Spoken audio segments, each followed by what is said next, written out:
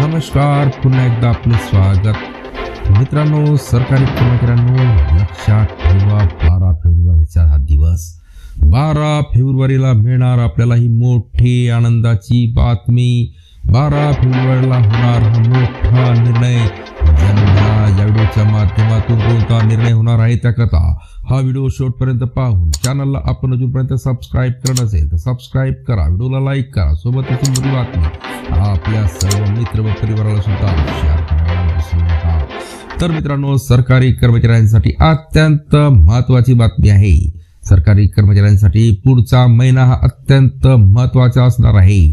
8व्या वेतन आयोगाबाबत पुढच्या महिन्यात महत्त्वाचा निर्णय होण्याची शक्यता आहे. 12 फेब्रुवारीला केंद्र सरकार आणि कर्मचारी संघटनांमध्ये थेट संघर्ष होण्याची शक्यता आहे. केंद्रीय कर्मचाऱ्यांच्या सर्वात मोठ्या संघटनेने 1 दिवसाचा राष्ट्रीय संप जाहीर केला आहे. केंद्रीय कर्मचारी संघटनेने फक्त पगारासाठी नव्हे तर 8व्या वेतन आयोगाच्या अटी, डीएचे मूळ वेतनात विलीनीकरण, पेन्शन, ओपीएस, बोनस, ग्रॅच्युटी यासाठी संप असणार आहे. 8व्या वेतन आयोगाबाबत कर्मचाऱ्यांच्या मनात अनेक दिवसापासून प्रश्न आहेत.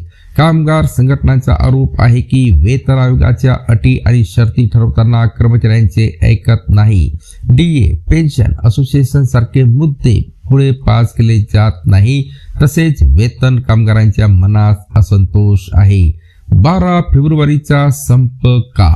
मित्रांनो, कर्मचाऱ्यांच्या म्हणण्यानुसार त्यांना असे वाटते की 8व्या वेतन आयोगाबाबत सरकार अर्धवट निर्णय घेणार आहे.